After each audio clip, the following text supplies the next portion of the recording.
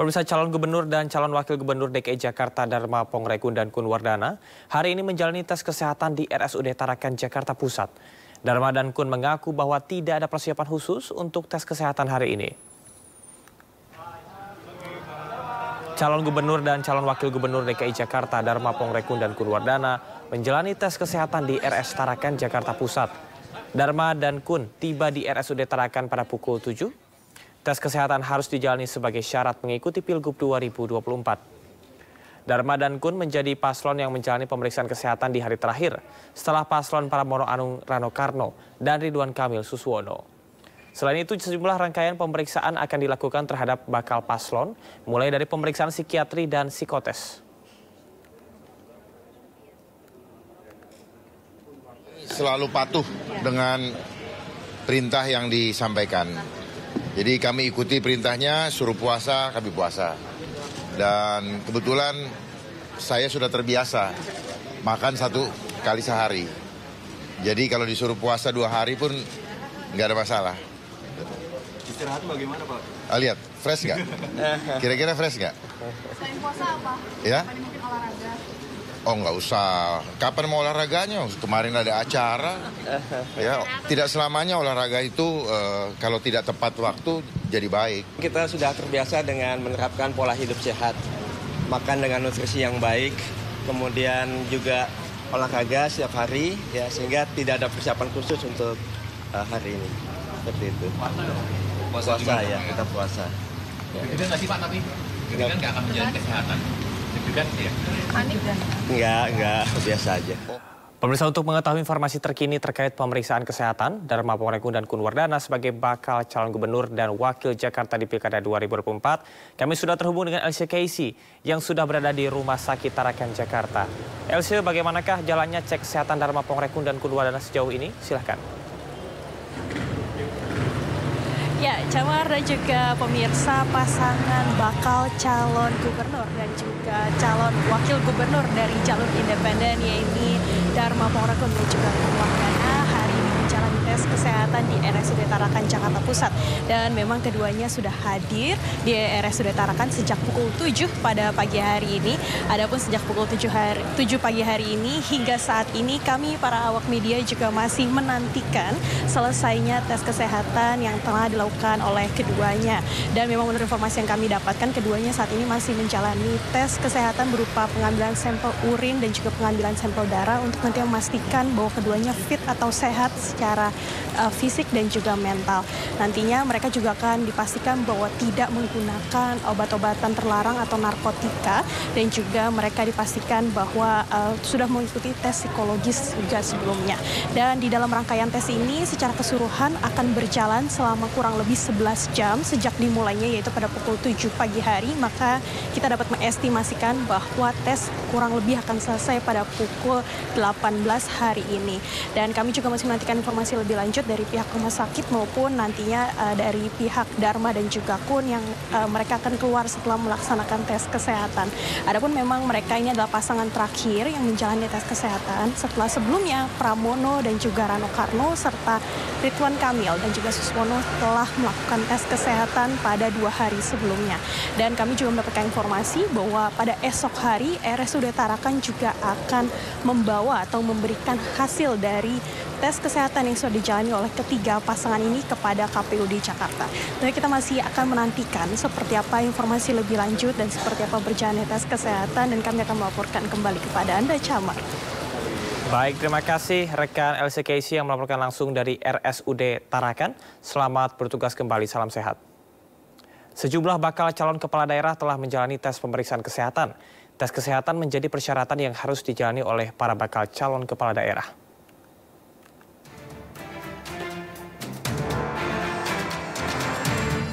Bakal calon gubernur dan bakal calon wakil gubernur Jakarta Ridwan Kamil Suswono menjalani pemeriksaan kesehatan di RSUD Tarakan sebagai tahapan yang wajib dijalani dalam kontestasi Pilkada 2024. Pemeriksaan kesehatan berjalan lebih cepat, yakni selama 8 jam. Ridwan Kamil mengungkapkan, jelang pemeriksaan kesehatan, ia bersama dengan pasangannya sudah banyak mengkonsumsi vitamin D alias doa. Alhamdulillahirrabbilalamin. dari 11 jam yang direncanakan, karena pasangan Ridho insya Allah sehat walafiat, kami bisa menyelesaikan 2 jam lebih cepat, ya 9 jam. Harusnya 8 jam, tapi 1 jamnya dipakai di setrum-setrum oleh dokter saraf. Saya tanya, dok, kenapa kami di setrum sana-sini? Biar nanti pemimpin harus responsif, katanya gitu. Jadi sarafnya dicek sana-sini. Alhamdulillah selamat. Itu aja, karena saya pernah 2 kali pilkada, nggak ada tes yang barusan. Baru di pilkada kali ini ada tes untuk responsif saraf. Alhamdulillah insya Allah sehat semuanya. Tentu hasilnya nanti diumumkan lusa kalau tidak salah ya untuk seluruh pasangan. Sementara itu, bakal calon gubernur dan wakil gubernur Jakarta Pramono Anung Rano Karno telah menjalani tes kesehatan di RSUD Tarakan pada hari Jumat 30 Agustus 2024. Pramono Rano mengucapkan terima kasih atas 20 dokter spesialis dan 20 tim medis yang bertugas melakukan pemeriksaan. Kami berdua mengucapkan terima kasih kepada seluruh dokter, perawat, dan seluruh staf yang ada di rumah sakit ini. Yang luar biasa bagi saya. Sementara di Banten, Airin Rahmidiani Ade Sumardi menjadi pasangan pertama yang menjalani tes kesehatan yang telah ditetapkan oleh KPUD Banten. Mengingat pasangan ini menjadi pasangan pertama yang mendaftarkan diri dalam Pilgub Banten. Sebelum menjalankan tes kesehatan, ada beberapa ketentuan yang harus dijalankan oleh pasangan calon gubernur yang hendak melakukan tes kesehatan. Pak Ade nanti ganti Rajana, Pak Ade dari Rembang. Saya dari Tangerang. Langsung dari Tangerang yang nggak konstitusi. Iya, langsung aja ketemu di sini. Tunggal lanjut ya. Amin, udah bersih ya. Di Jawa Timur, pemeriksaan kesehatan bakal calon gubernur dan wakil gubernur dilakukan di Graha Amerta RSUD Dr. Sutomo, Surabaya. Tes kesehatan ini diikuti pasangan Tri Risma Harini dan Zainul Asar Asumta, serta Luluk Nur Hamidah dan Lukmanul Hakim. Tri Risma Harini dan Zahrul Azhar Asumta menjalani pemeriksaan kesehatan fisik. Sementara Luluk Nur Hamidah dan Lukmanul Hakim menjalani pemeriksaan kesehatan psikologi atau kejiwaan. Kita siapkan 121 tenaga medis yang terdiri dari dokter subspesialis, dokter spesialis, psikolog, dan tenaga keperawatan. Serta ada 17 bidang keilmuan yang akan kita lakukan periksa dalam 2 hari penuh. Pemeriksaan kesehatan menjadi syarat wajib pencalonan bakal pasangan calon kepala daerah untuk bisa ikut kontestasi Pilkada 2024. Usai pemeriksaan kesehatan, para calon kepala daerah menyerahkan hasilnya ke Komisi Pemilihan Umum sebagai kelengkapan dokumen bakal calon gubernur dan wakil gubernur. Tim Liputan iNews melaporkan. Pasangan calon gubernur dan wakil gubernur Deddy Mulyadi Erwan Setiawan serta Ahmad Syaiqo Ilham Habibi kembali menjalani tes kesehatan di Rumah Sakit Hasan Sadikin Bandung. Kedua paslon menjalani tes kejiwaan dan urin sebagai salah satu syarat untuk maju di kontestasi Pilkada 2024.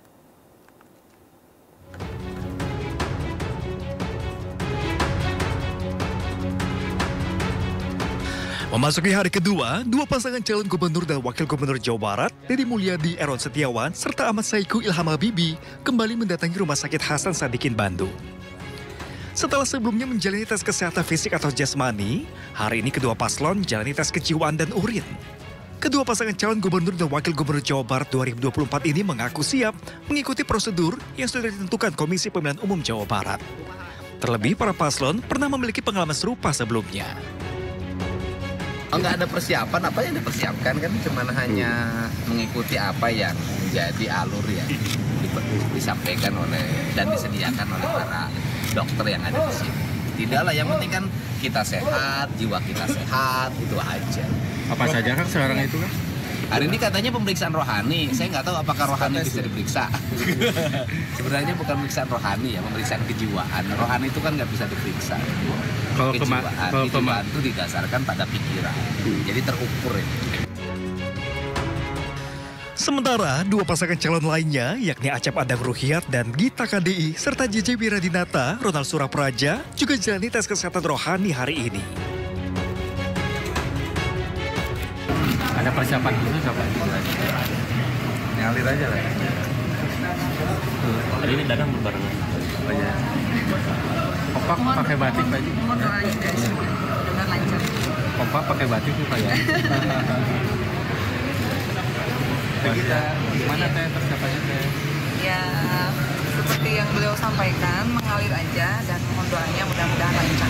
Hari ini tuh tes kesehatan rohani ya. Insya Allah saya masih sehat secara rohani, jasmani juga. Tidur cukup aja tadi malam. Terus udah ngobrol sama mama sama bapak, santai di rumah, tenangkan pikiran. Udah gitu. Gak ada yang spesial. Tidurnya persiapan khusus nggak? Enggak, biasa kan sudah 4 kali. Oke.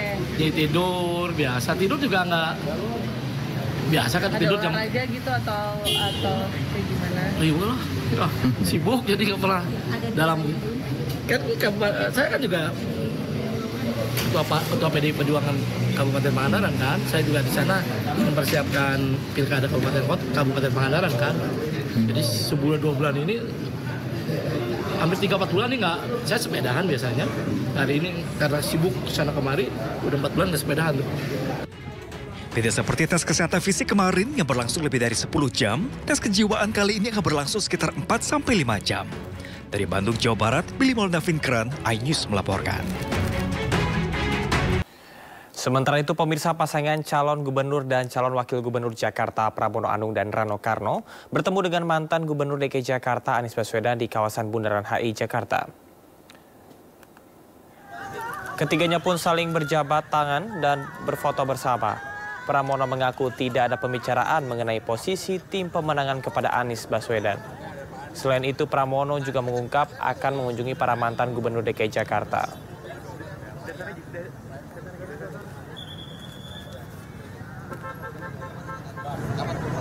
Calon dan wakil gubernur DKI Jakarta Pramono Anung dan Rano Karno menyapa warga di kawasan Car Free Day Bundaran Hotel Indonesia. Keduanya mendengar sejumlah aspirasi dari masyarakat.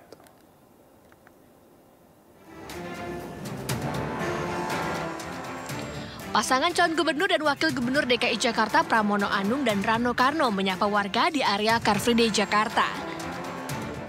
Pramono dan Rano datang ke area Car Free Day dengan menaiki Transjakarta dari halte Senayan menuju ke halte Tosari, Jakarta Pusat. Keduanya diserbu warga untuk bersalaman atau bersuah foto. Pramono dan Rano juga mendengarkan sejumlah aspirasi dari masyarakat. Tetapi hari ini dengan Bang Rano terbuka, ini adalah salah satu bentuk sosialisasi. Kita tidak berbicara tentang politik atau mengajak dan sebagainya, hanya minta doa restu dan memperkenalkan diri kepada warga Jakarta.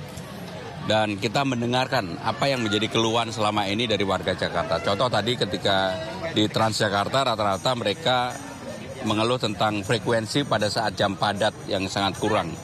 Dan yang kedua yang menjadi keluhan adalah konektivitas dari Jakarta ke Tangerang Selatan, ke Bekasi, itu juga menjadi persoalan tersendiri. Sebelumnya Pramono dan Rano mendaftar sebagai Cagup dan Cawagup Jakarta pada Rabu 28 Agustus lalu. Mereka telah melakukan tes kesehatan pada Jumat kemarin di RSUD Tarakan. Dari Jakarta, Widya Bayu Jati, Laksana, iNews melaporkan. Bakal calon wakil gubernur Jakarta Rano Karno beserta keluarga berziarah ke makam kerabat di Film Sidul anak sekolahan.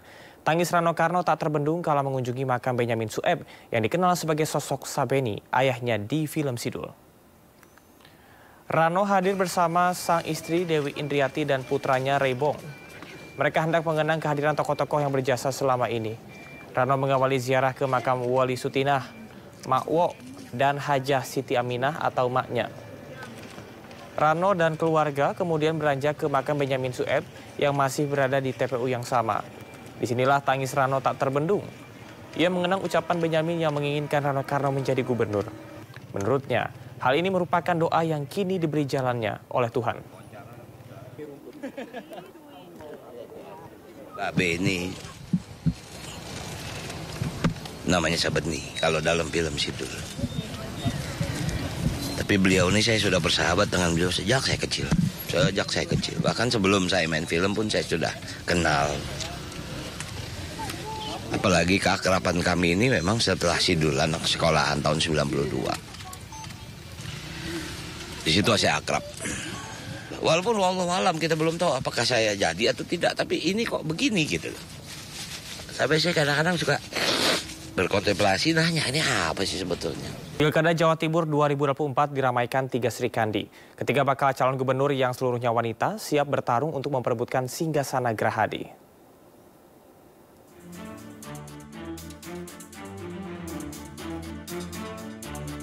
Ada yang unik dalam gelaran Pilkada Jatim tahun ini. 3 bakal calon gubernur seluruhnya merupakan sosok wanita asal Jawa Timur.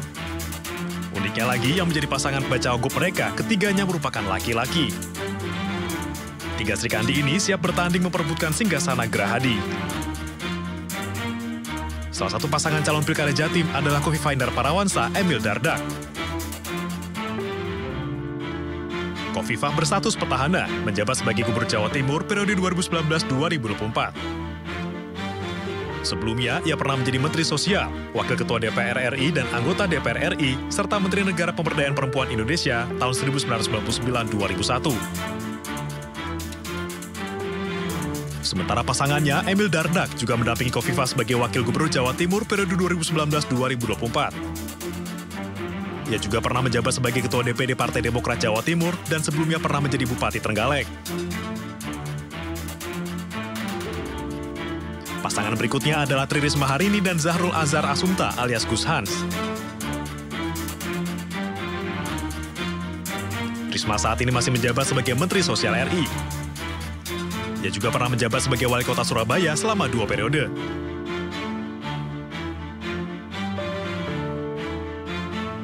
Risma didampingi oleh Gus Hans yang pernah menjadi juru bicara Khofifah Emil Dardak pada Pilgub Jatim tahun 2018.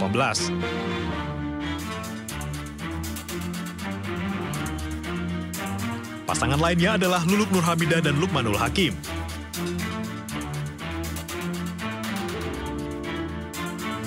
Sebelum mencalonkan diri sebagai Gubernur Jawa Timur, Luluk merupakan anggota DPR RI periode 2019-2024 dari PKB. Ia juga pernah menjabat sebagai Ketua Bidang Luar Negeri DPP PKB. Seperti Luluk, Lukmanul Hakim juga merupakan anggota DPR RI 2019-2024 dari PKB.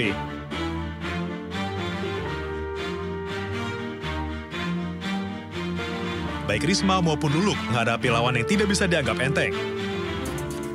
Selain merupakan petahana, Khofifah juga memborong dukungan dari belasan partai, yakni PAN, Gerindra, Golkar, Demokrat, P3, PSI, PKS, Perindo, Nasdem, Partai Buruh, Partai Gelora, PBB, PKN, dan Partai Garuda.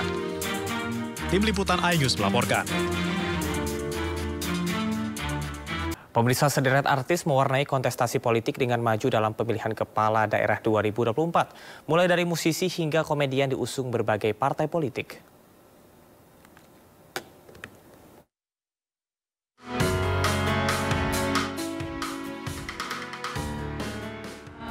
Musisi Richie Ismail atau Cece Govinda resmi maju dalam pemilihan Bupati Bandung Barat bersama Asep Ismail. Adik ipar aktor Raffi Ahmad ini diusung Partai Gerindra dan PAN. Ia mendaftar ke KPU didampingi sang istri Sana Sadika hingga Nagita Slavina serta para pendukungnya. Selain itu, pesinetron dan model Hengky Kurniawan juga mendaftar di Pilkada Kabupaten Bandung Barat. Hengky berpasangan dengan Ade Sudrajat sebagai wakilnya. Sementara nama komedian sekaligus pembawa acara Ronald Surapraja mengagetkan publik. Ronald tiba-tiba diusung PDIP mendampingi Bupati Pangandaran JJ Wiradinata untuk maju di Pilkada Jabar. Pendaftaran pun dilakukan secara daring. Di Batu, Jawa Timur, penyanyi Krisdayanti resmi maju sebagai calon wali kota berpasangan dengan Kresna Dewanata. Krisdayanti yang diusung PDIP dan 9 parpol non-parlemen sempat menyanyi lagu Padamu Negeri di hadapan komisioner KPU. Krisdayanti mengaku optimis bisa memenangkan hati warga di kota kelahirannya. Selain itu, terdapat sederet artis lain yang meramaikan Pilkada 2024. Di antaranya Rano Karno, calon wakil gubernur Jakarta mendampingi Pramono Anung. Gilang Dirga, calon wakil Bupati Bandung Barat berpasangan dengan Didik Agus Triwiono.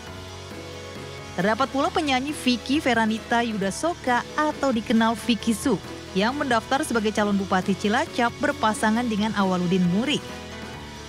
Tak ketinggalan, presenter Ramzi yang maju sebagai calon wakil Bupati Cianjur berpasangan dengan calon Bupati Muhammad Wahyu Ferdian.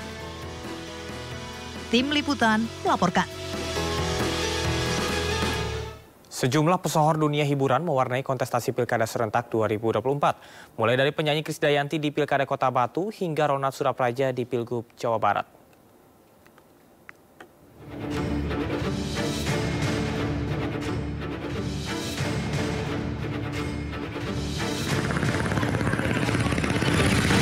Tiga pesohor hiburan bertarung di Pilkada Bandung Barat, Jawa Barat. Di antaranya aktor sekaligus presenter Gilang Dirga. Ia berpasangan dengan Didik Agus Triwiyono. Dengan mengendarai sepeda motor, Gilang Didik mendaftar ke KPU Bandung Barat. Kemudian ada pula musisi Richie Ismail atau JJ Govinda. Adik ipar aktor Raffi Ahmad ini diusung Partai Gerindra dan PAN. Ia mendaftar ke KPU dengan didampingi keluarga dan pendukungnya.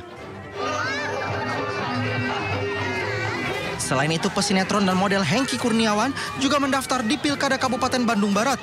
Hengky berpasangan dengan Ade Sudrajat sebagai wakilnya. Pada detik-detik terakhir pendaftaran calon gubernur dan calon wakil gubernur Jawa Barat, nama komedian sekaligus pembawa acara Ronald Surapraja mengagetkan publik. Ronald tiba-tiba diusung PDI Perjuangan mendampingi Bupati Pangandaran JJ Wiradinata untuk maju di Pilkada Jawa Barat. Pendaftaran dilakukan secara daring melalui Zoom meeting. Ronald Surapraja, pria berusia 47 tahun ini dikenal sebagai presenter televisi, penyiar radio, dan komedian. Ronald yang merupakan kader PDIP pertama kali terjun ke dunia politik saat mengikuti pemilu legislatif tahun 2024. Namun ia gagal lolos ke parlemen. Penyanyi sekaligus anggota DPR RI dari PDI Perjuangan Krisdayanti mencoba peruntungan dengan maju di pemilihan wali kota dan wakil wali kota Batu, Jawa Timur. KD berpasangan dengan Kresna Dewanata Prosak sebagai wakilnya. Saat mendaftar, KD sempat bernyanyi di hadapan komisioner KPU dan pendukungnya. Padamu negeri, kamu berjanji. Krisdayanti mengaku optimis bisa memenangkan hati warga di kota kelahirannya. Tim Liputan iNews melaporkan. Usai gagal maju di Pilkada 2024, mantan Gubernur DKI Jakarta Anies Baswedan berencana membentuk partai baru. Anies menyebut seluruh partai politik di Indonesia tersandra oleh pemegang kekuasaan.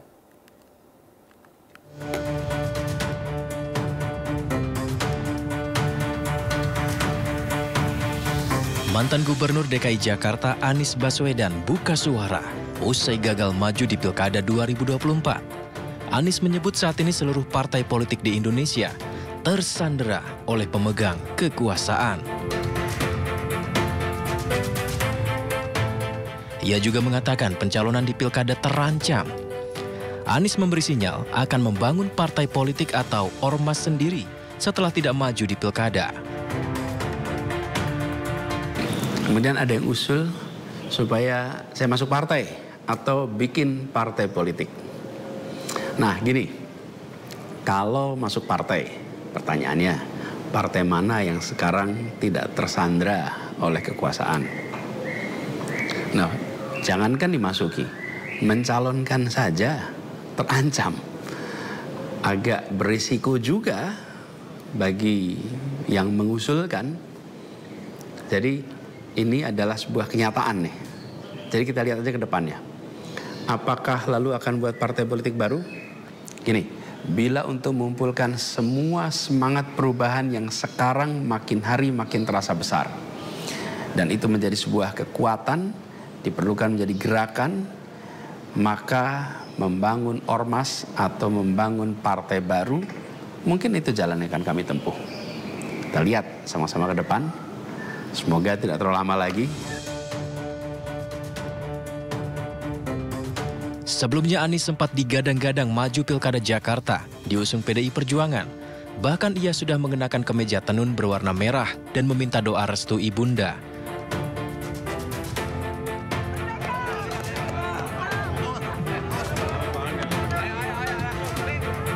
Namun, harapannya pupus karena PDI Perjuangan lebih memilih kadernya Pramono Anung dan Rano Karno.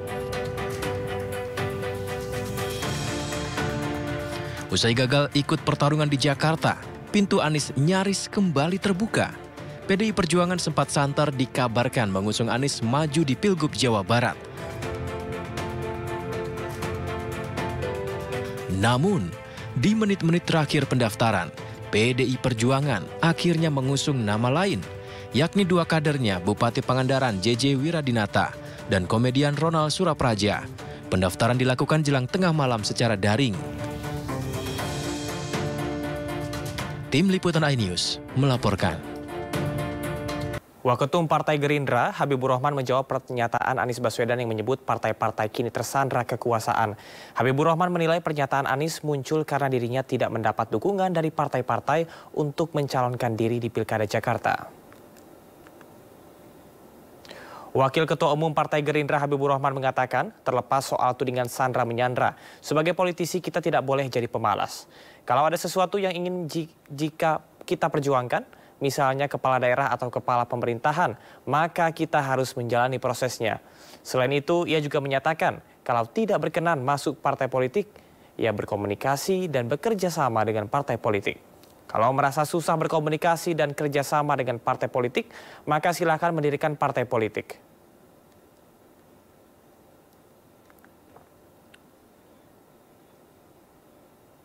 Sementara itu, Presiden Joko Widodo membantah tudingan soal menjegal Anies Baswedan untuk maju pada pemilihan kepala daerah Pilkada Jakarta ataupun Jawa Barat.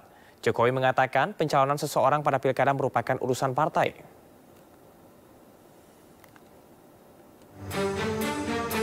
Presiden Joko Widodo buka suara soal dirinya dituding menjadi penyebab gagalnya mantan Gubernur DKI Jakarta, Anies Baswedan maju dalam Pilkada 2024.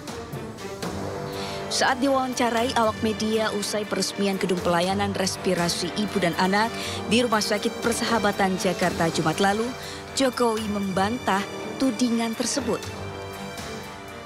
Oh, saya itu kan dituding-tuding kan banyak banget. Enggak masalah itu saja, dituding mencegat, dituding menghambat, dituding. Ya tapi kan memang itu urusan partai politik.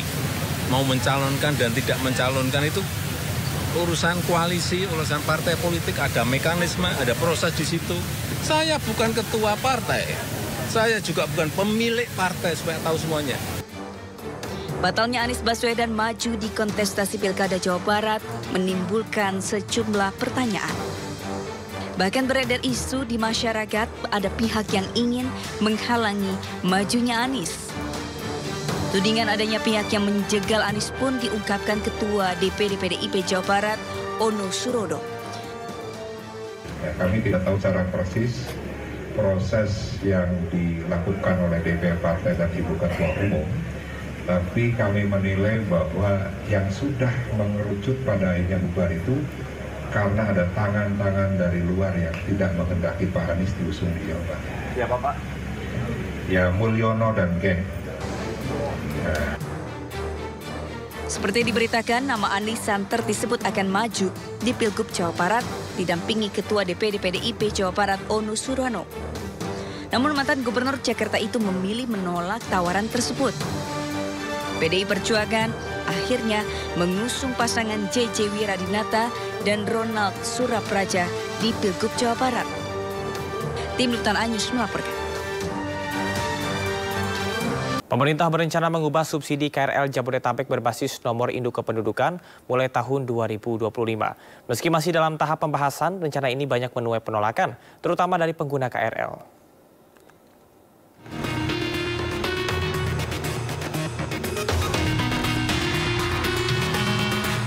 Rencana pemerintah mengubah skema pemberian subsidi tiket KRL menjadi berbasis nomor induk kependudukan mulai tahun depan menuai penolakan dari penumpang KRL Jabodetabek. Padahal wacana ini masih dalam tahap pembahasan.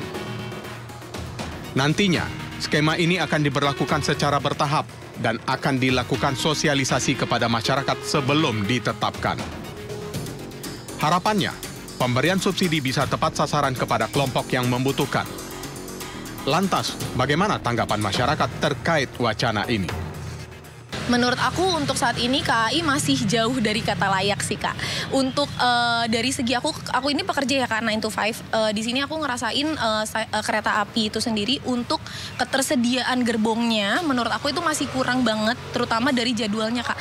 Yang kita tahu kalau misalnya pagi itu kan mereka padat banget ya Kak.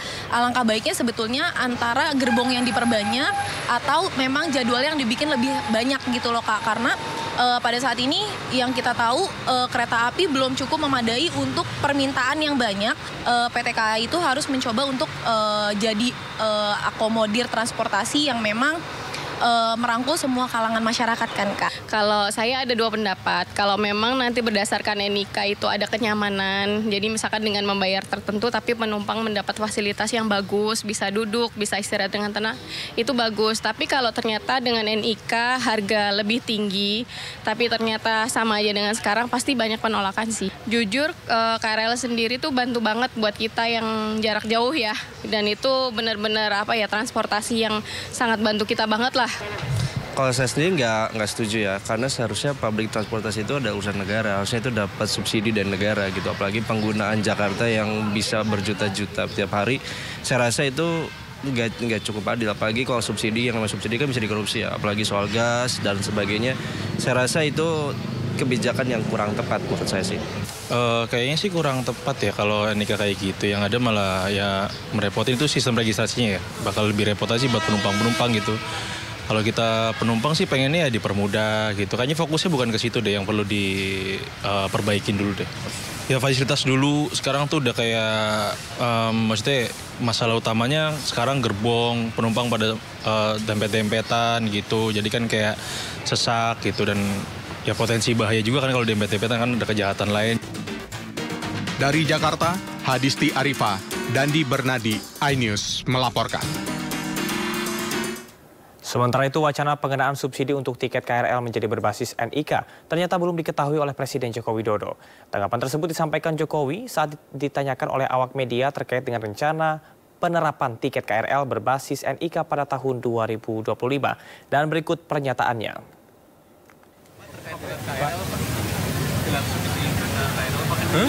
Dengan kebijakan KRL yang baru akan menyasar dengan NIK. Jadi dikhususkan ini kebijakannya pertimbangannya seperti apa sih Pak? Saya nggak tahu karena belum ada rapat mengenai itu. Berarti akan dirapatkan untuk masalah itu kayak gitu? Belum tahu, saya belum tahu masalah lapangannya seperti apa. Rencana pemerintah mengubah skema pemberian subsidi tiket KRL menjadi berbasis nomor induk kependudukan atau NIK mulai tahun depan menuai kritik dari berbagai pihak. Banyak yang mempertanyakan alasan pemerintah mengubah subsidi KRL berbasis NIK agar tepat sasaran. Namun pemerintah pasti punya alasan tersendiri terkait dengan rencana ini.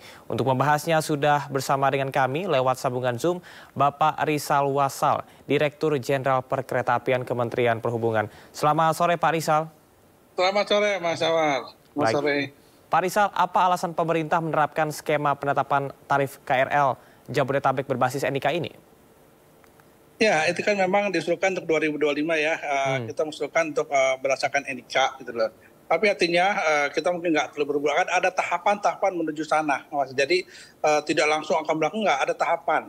Mungkin tahap pendaftaran bagaimana kita melakukan pendaftaran pada sistem NIK tersebut. Setelah kita terkumpul, bagaimana dengan sistem service dalam rangka misalkan untuk face pengenalmu wajah untuk etiketing, sistem tiket. Jadi membuat satu efisien, efektif dalam pelayanan, peningkatan pelayanan ke depan. Kita belum langsung bicara tentang subsidi untuk dalam sistem NIK tersebut. Tapi bagaimana memberikan kemudahan kepada masyarakat di dalam perjalanan menggunakan kereta api. Ya, jadi misalkan tadi begitu masuk, mereka nggak perlu ngetap lagi dengan melihatkan wajah, sudah bisa langsung. Jadi seperti konsep-konsep itu yang kita harapkan dengan terkumpulnya data melalui data NIK tersebut. Oke, baik. Pak Rizal, apakah ada data dari Kemendagri atau Kemensos yang menjadi acuan untuk penerima subsidi tiket ini, Pak? Iya, kita belum sampai situ malah. Artinya data antara Kemensos atau dinas masing-masing di masing-masing wilayah, atau kita belum sampai situ. Tapi baru mencari suatu konsep, mengkaji kalau dengan sistem NIK seperti apa konsepnya, mempermudah layanan kepada masyarakat. Baik, kalau lebih spesifik lagi Pak, siapa saja yang nantinya akan mendapatkan subsidi tiket dan juga bukan penerima subsidi kalau sesuai rencananya Pak? Iya kan, artinya gini, semua masyarakat berhak mendapat subsidi dalam pelayanan transportasi, gitu ya. Gitu. Itu yang kita harapkan. Tapi ke depan ini kita juga ingin melihat seperti apa sih sebenarnya kewajaran terhadap pelayanan transportasi dengan sistem subsidi ini. Apakah memang semuanya itu mendapat subsidi dan menjadi sesuatu yang wajar atau sama atau tidak, ini akan kami kaji dulu.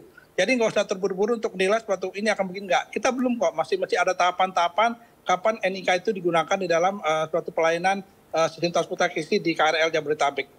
Baik. Atau kereta api pada umumnya. Pak Rizal, artinya sampai dengan saat ini DJKA belum melakukan pembahasan dengan pihak-pihak terkait ya Pak, baru saja wacana begitu? Belum.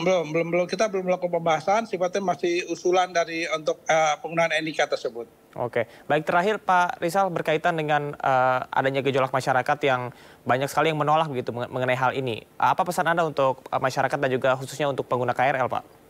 Ya, artinya para angket, para roker, pengguna kereta api, nggak usah terburu-buru menilai negatif terhadap usulan ini gitu loh. Ya. Kami pada prinsipnya akan mencoba memberikan pelayanan terbaik bagi masyarakat, bagaimana efisien, efektif pelayanan masyarakat. Kami menyadari kok bahwa kondisi saat ini belum seperti yang diharapkan masyarakat, masih kurang gerbong dan lain-lain. Tapi insya Allah ke depan ini 2025 kereta-kereta baru sudah mulai hadir, kita akan terus meningkatkan pelayanan kepada masyarakat kereta api di Indonesia pada umumnya. Ya, Pak Rizal, ini sejumlah masyarakat juga berharap bahwasannya akan adanya peningkatan dari fasilitas yang ada di KRL, Pak. Tanggapan Anda mengenai hal ini, apakah Anda yakin bahwa dengan adanya kenaikan ataupun juga subsidi yang lebih tepat sasaran ini bisa membuat fasilitas sarana dan prasarana di KRL lebih baik? Ya, yang jelas pemerintah dengan operator sudah mempunyai program untuk pengadaan sarana-sarana baru di tahun 2025 dan revitalisasi kereta yang ada. Insya Allah mulai tahun 2025 ini sudah datang kereta-kereta tersebut dan masyarakat bisa lebih terpenuhi di dalam pelayanan kereta apian di Jabodetabek. Baik, Pak Rizal, terima kasih atas informasinya dan kita harapkan bahwasanya kebijakan apapun yang nantinya diambil tentunya bisa berpihak kepada masyarakat. Salam sehat, selamat sore Pak Rizal. Salam sehat, selamat sore. Rencana pemerintah mengubah skema pemberian subsidi tiket KRL menjadi berbasis nomor induk kependudukan atau NIK. Mulai tahun depan ini juga menuai kritik dari berbagai pihak. Banyak yang mempertanyakan alasan pemerintah mengubah subsidi KRL berbasis NIK agar tepat sasaran. Dan kita akan bahas kembali, sudah bersama dengan kami melalui sambungan Zoom, yakni diantaranya adalah pengamat transportasi Bapak Joko Setio Warno dan juga Kepala Komunikasi KRL Mania Mas Gusti Raganata. Selamat sore Bapak-Bapak.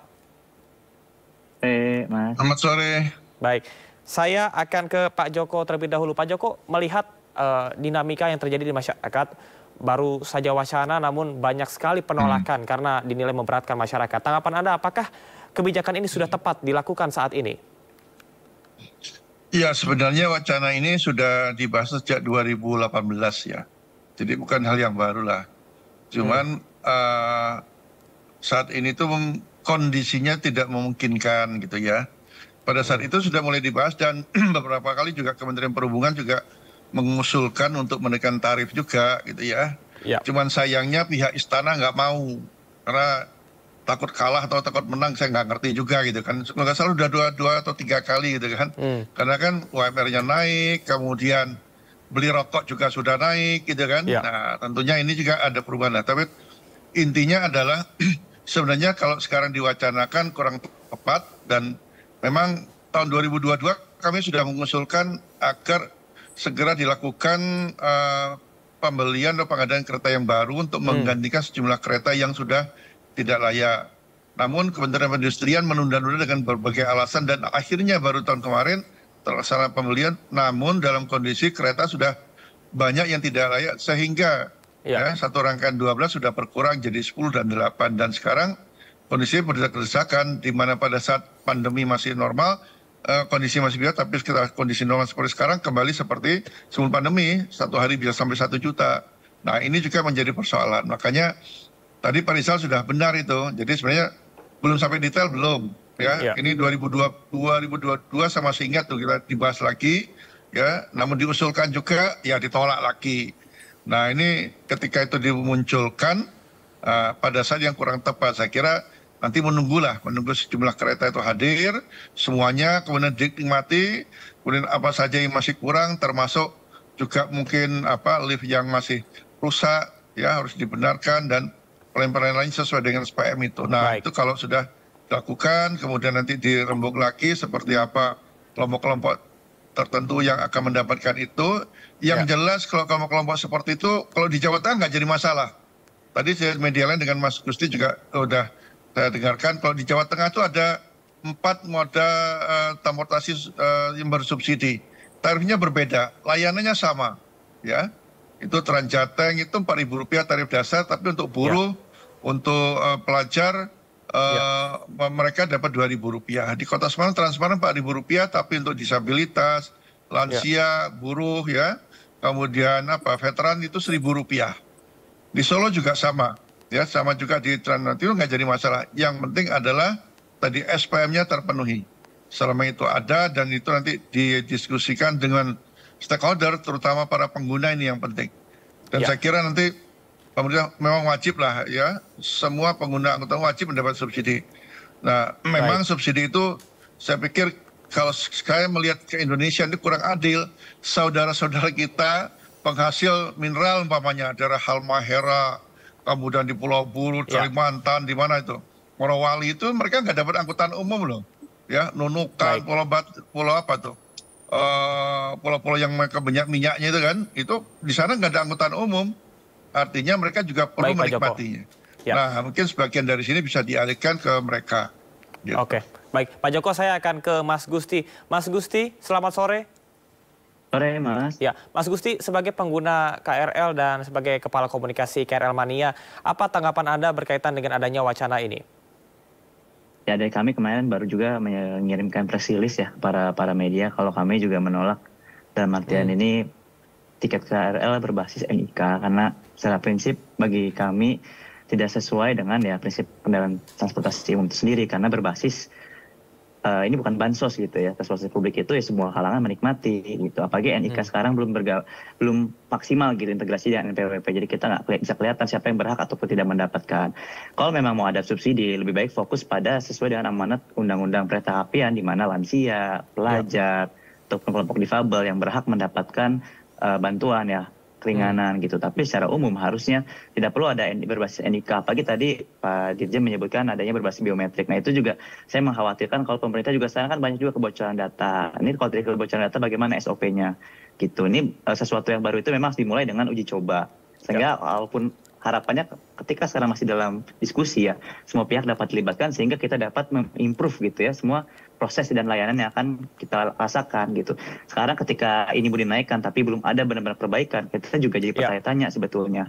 Seperti itu. Baik. Mas Gusti, sejumlah masyarakat ataupun juga pengguna KRL ini di media sosial juga ramai-ramai untuk bisa mengomentari fasilitas sarana prasarana baik itu eskalator ataupun juga lift yang ada di KRL begitu. Apakah Anda setuju bahwasanya rasanya belum tepat pemerintah untuk bisa menerapkan hal ini melihat fasilitas yang juga kurang memadai? Ya, tadi Pak Joko juga sebelum menyebutkan bahwa sejak 2016 memang kereta KRL ini tarifnya nggak naik-naik gitu ya. Tapi sejak 2016 hingga kini, apakah kita balik lagi, kita fair terbuka, apakah benar layanannya udah lebih baik gitu. Jadi 2016 ke sekarang, Bang.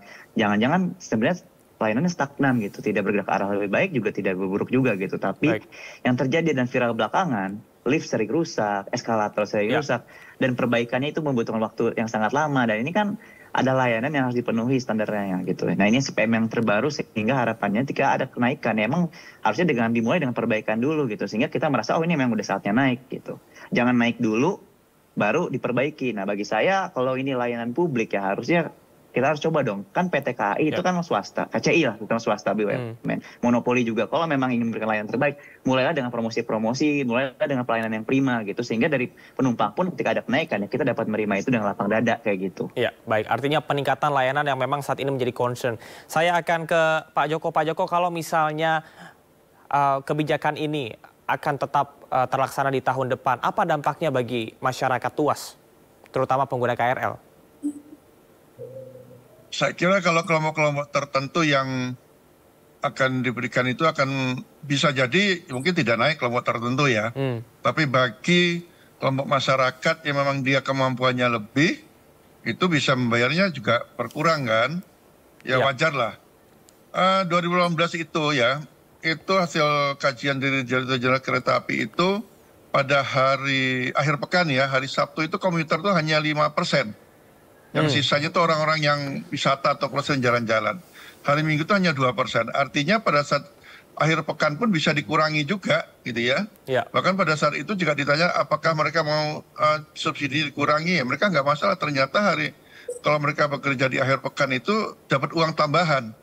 Berbeda halnya untuk di hari-hari biasanya. Jadi komuter tuh sebenarnya diberikan untuk pengelaju yang setiap hari mereka menggunakan kereta.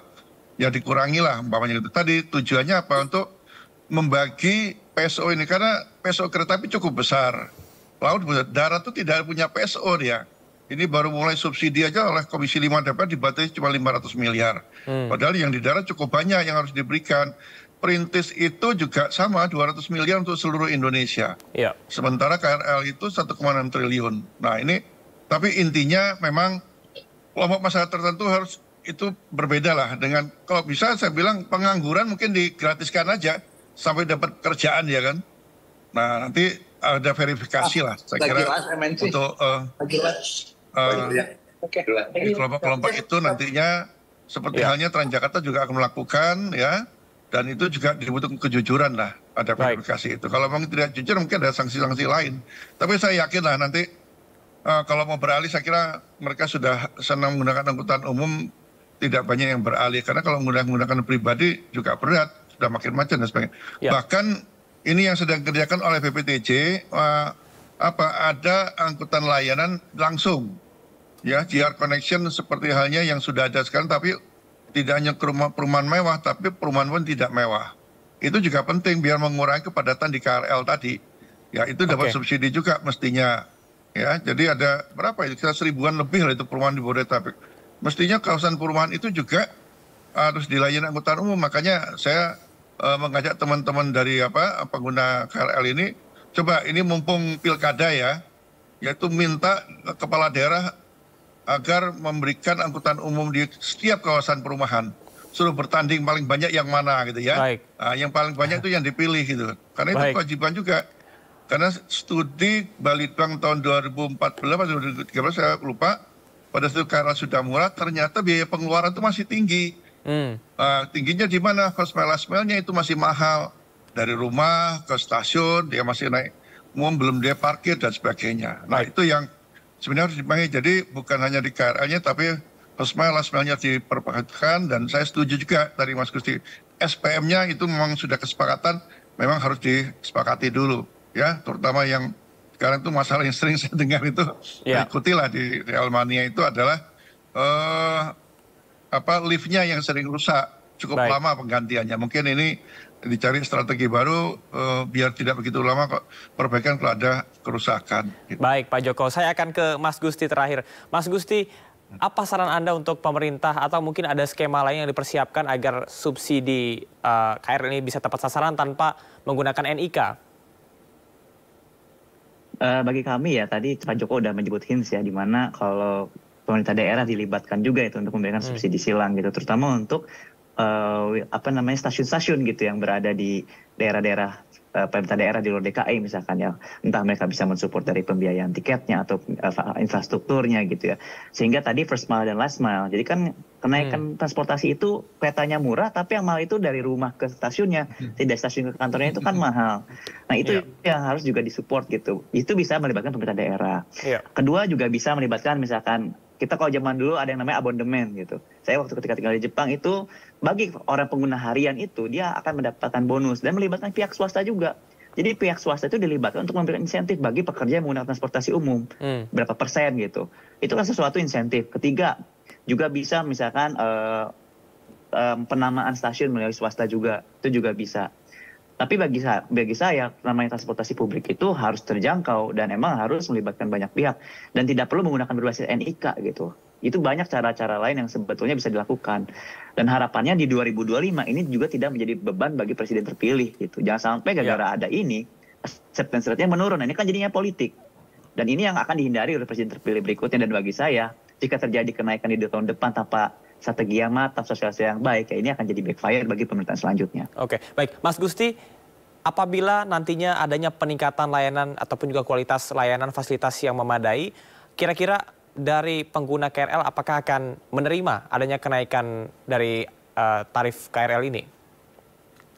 Ya, kami tentunya pasti akan melihat secara objektif karena selama ini kami sangat mengapresiasi bagi operator ataupun regulator yang terus berusaha meningkatkan fasilitas di perkeretaapian di Indonesia, terutama di KRL gitu ya.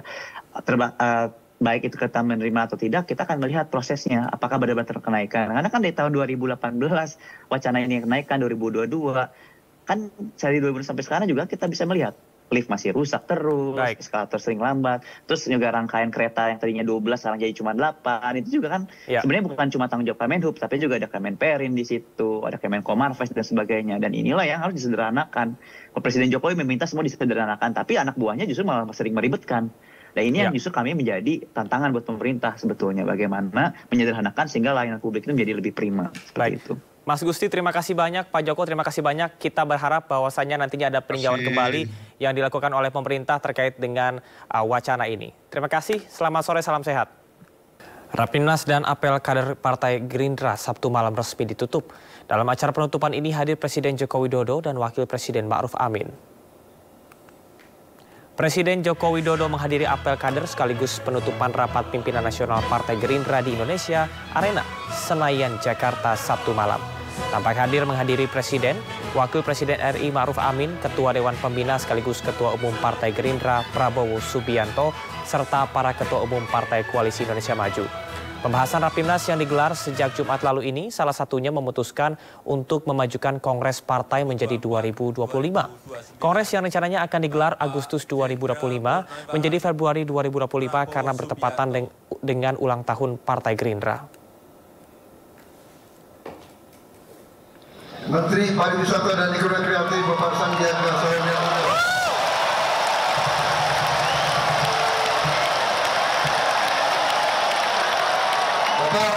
Bapak Sandiaga Uno, kader Gerindra yang saya susupkan ke P3 kemarin. Hati-hati Ketua Umum Partai, banyak kader Gerindra yang saya susupkan ke partai-partai saudara. Politisi PD Perjuangan sekaligus Menpan RB Azwar Anas menyampaikan salam dari Megawati Soekarno Putri untuk Prabowo Subianto. Saat ditemui di acara penutupan Rapimnas Partai Gerindra di Indonesia Arena, Senayan, Jakarta, Azwar mengaku dititipi salam oleh Ketua Umum PD Perjuangan Megawati Soekarno Putri. Menurutnya Megawati menyampaikan permintaan maaf tak bisa menghadiri undangan Prabowo sebab sedang sibuk mengurus administrasi partai. Megawati pun menitip salam hormat untuk Prabowo lewat Azwar Anas. Diketahui hubungan Prabowo dan Megawati tetap terjaga meski sempat mendapat sorotan pasca berbeda kubu saat Pilpres 2024. Keduanya bahkan pernah dikabarkan akan melakukan pertemuan sebelum Prabowo dilantik sebagai presiden. Undangan pada kesempatan ini karena beliau memang sangat sibuk dengan tanda tangan rekom dari para calon yang belum selesai dan ada banyak sekali administrasi yang beliau selesaikan. Itu aja saya kira. Ada pesan nggak ada. Salam permohonan maaf saja karena malam ini tidak bisa hadir dan kami ketika berpamitan beliau menyampaikan salam hormat ke Pak. KPK segera mengklarifikasi Kaisang Pangarep terkait dugaan penerimaan fasilitas jet pribadi dari pengusaha. Klarifikasi perlu dilakukan karena ada dugaan berkaitan dengan penyelenggaraan negara ASN. Wakil Ketua KPK Alexander Marwata menyebut bahwa klarifikasi perlu dilakukan karena hal itu patut diduga ada kaitannya dengan penyelenggara negara. Meski Kaisang tidak berstatus sebagai penyelenggara negara, namun ia merupakan Ketua Umum Partai Politik dan anak Presiden Joko Widodo sekaligus saudara Wakil Presiden terpilih Gibran Rakabuming Raka. Namun kewenangan KPK terbatas untuk memeriksa dugaan gratifikasi yang menyasar pada penyelenggara negara, namun keterangan Kaisang tetap dibutuhkan. Mekanisme prosedur biasa saja yang berlaku di KPK ya. Kalau ada informasi dari masyarakat, kami biasanya mengundang ya dari kalau terkait dengan laporan penerimaan ya lewat Direktorat Gratifikasi, Kedeputian Pencegahan kami mengundang ya. Nah, sebelum mengundang kadang-kadang dari pihak yang akan kita klarifikasi itu sudah mendeklar kita mendeklarasi itu kan terkait dengan berita yang ada di masyarakat. Kan baik juga buat yang bersangkutan. Apakah itu nanti akan menghentikan klarifikasi yang dilakukan KPK, tentu sesuai dengan kebutuhan dari Kedeputian Pencegahan dan Direktorat Gratifikasi, ya. Kami sih berharap kan ketika melakukan deklarasi atau apapun tentu disertai bukti dong, misalnya. Penggunaan pesawat jet pribadi oleh putra bungsu Presiden Joko Widodo, Kaisang Pangarep dan istrinya Erina Gudono ke Amerika Serikat kian menjadi sorotan masyarakat. Komisi Pemberantasan Korupsi dan Masyarakat Anti Korupsi mendesak putra bungsu Presiden Jokowi tersebut untuk mengklarifikasi adanya dugaan gratifikasi.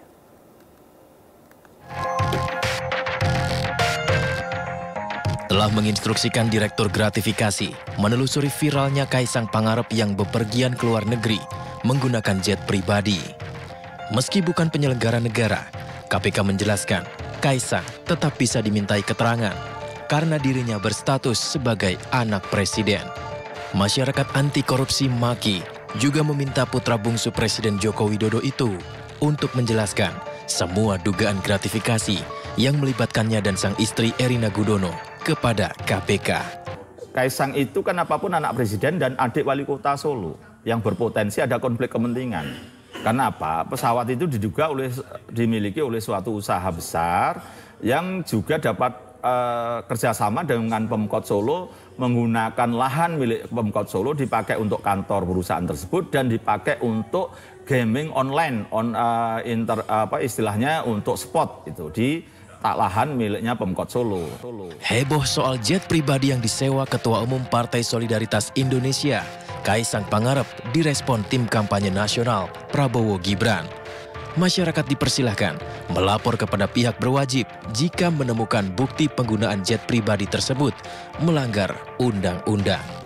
Logikanya sangat mustahil ya, tapi ya silakan aja kalau ada yang memang mau menyelidiki ya, karena memang Mas Kaisang ini adalah juga seorang pengusaha dan ada temannya juga yang di private jet itu mereka memang pengusaha gitu. Jadi saya sendiri juga seorang pengusaha ya. Jadi saya pikir masyarakat banyak juga yang menggunakan private jet gitu. Jadi bukan suatu hal dosa besar ya orang menggunakan private jet gitu. Sepanjang tidak menggunakan ini atas fasilitas negara atau uang hasil korupsi atau kejahatan. Penggunaan jet pribadi oleh Kaisang dan Erina mendapat perhatian dan memicu beragam tanggapan masyarakat. Setelah mereka ketahuan terbang dari Bandara Halim Perdana Kusuma menuju Bandara Internasional Philadelphia pada 21 Agustus 2024 silam.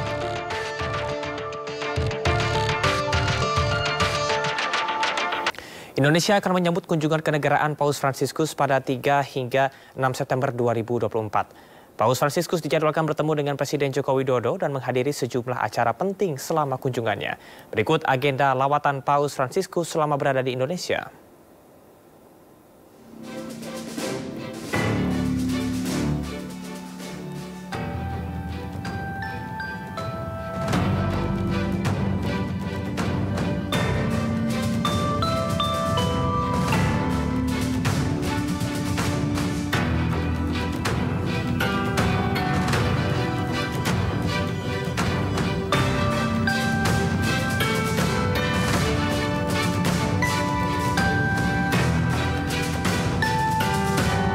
Replika bendera pusaka dan naskah proklamasi dikembalikan ke Monas, Jakarta setelah digunakan pada upacara kemerdekaan 17 Agustus 2024 di Ibu Kota Nusantara, Kalimantan Timur.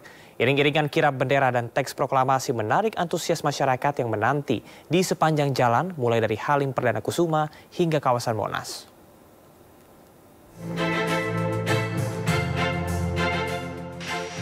Replika bendera pusaka dan naskah proklamasi tiba di Pangkalan TNI Angkatan Udara Halim Perdana Kusuma pada Sabtu siang setelah diterbangkan dari Kalimantan Timur. Selanjutnya replika bendera pusaka merah putih dan naskah proklamasi dibawa ke Monumen Nasional untuk disimpan.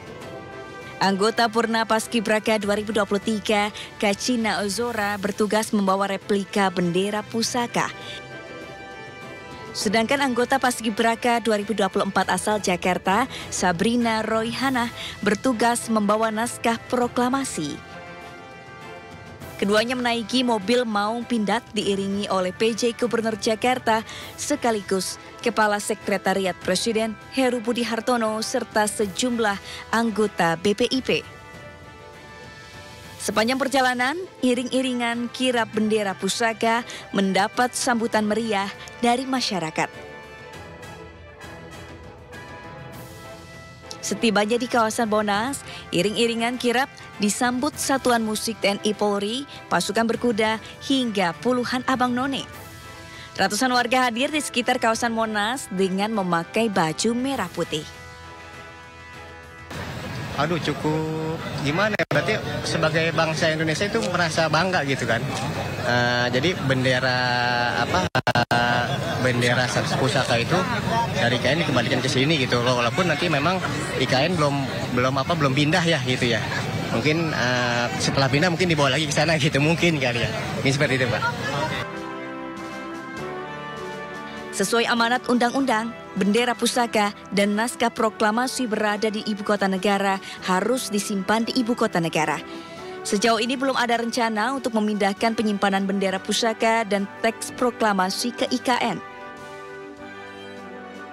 Sebelumnya duplikat bendera pusaka dan teks proklamasi dibawa ke ibu kota Nusantara untuk digunakan pada upacara detik-detik proklamasi 17 Agustus 2024. Pengembalian bendera dan teks proklamasi ke Monumen Nasional sekaligus menutup rangkaian acara peringatan HUT ke-79 kemerdekaan Indonesia. Dari Jakarta, Muhammad Zulhilmi Wildan iNews melaporkan.